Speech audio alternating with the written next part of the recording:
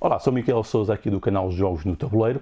Hoje venho fazer aqui mais um vídeo de como nós podemos transformar jogos que são lúdicos, que foram criados para serem jogos para gerar diversão, para gerar entretenimento e uma dimensão de bem-estar e interesse e diversão para as pessoas que jogam estes jogos, embora isso possa ser muito subjetivo.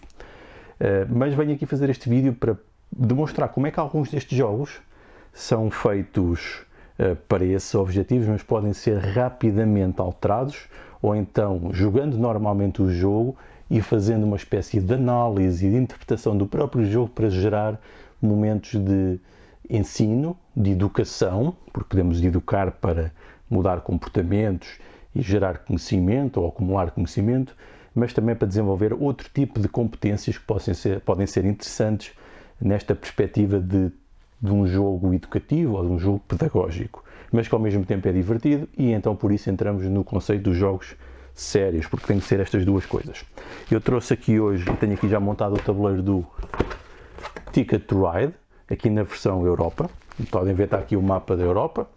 O jogo é relativamente simples, vai consistir em fazermos ligações entre as várias rotas que estão aqui identificadas com locais que têm no mapa o nome das cidades que temos que ligar.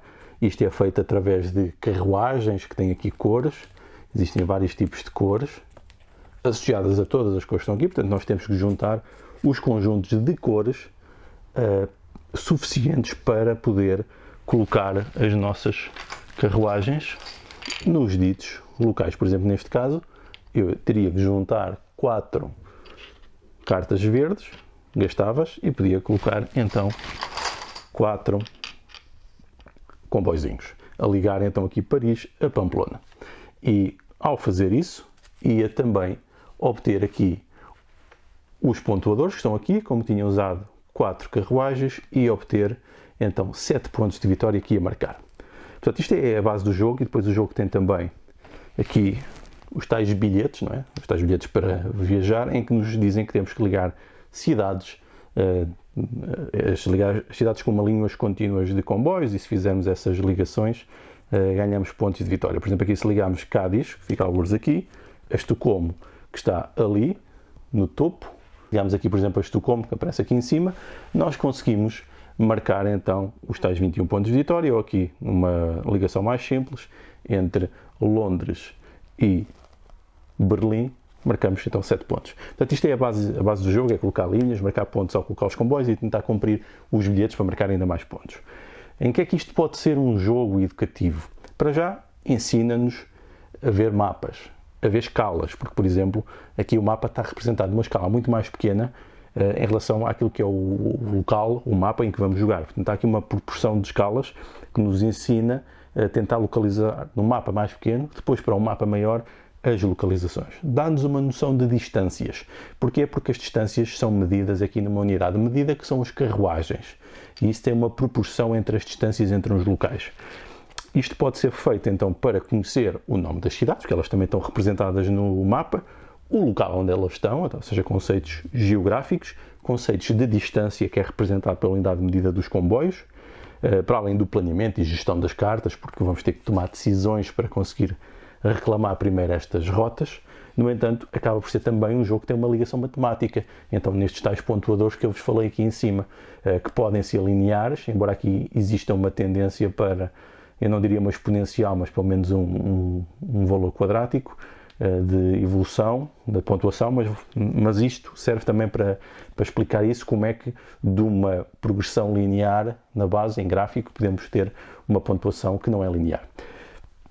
Isto aqui serve para explicar esses conceitos de um modo muito prático, conceitos matemáticos, conceitos geográficos, mas também pode ser, por exemplo, um jogo para treinar noção de caminho mais curto entre dois locais.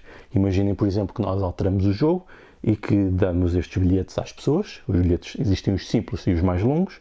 Por exemplo, um bilhete simples, e damos os comboios, e a pessoa tem que rapidamente colocar os comboios para ligar uma cidade à outra, cada um com os seus objetivos, sendo que vão haver cruzamentos. Isso é transformar um jogo, que é um jogo de planeamento e gestão, já num jogo de destreza e de velocidade. de análise.